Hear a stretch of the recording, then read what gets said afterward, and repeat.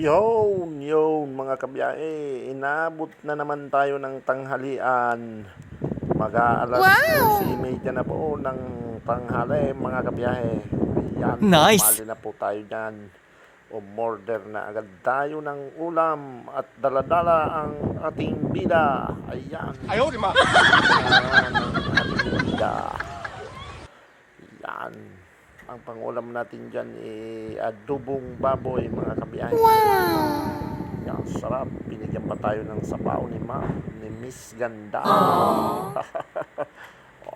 Okay ka talaga, Ma'am. Shout out sa'yo, Ma'am.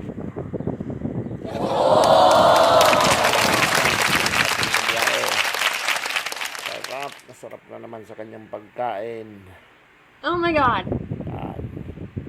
Kain tayo mga kabiyahe. Thank you. Talagang naman. Okay daw ang lasa. Napakasarap.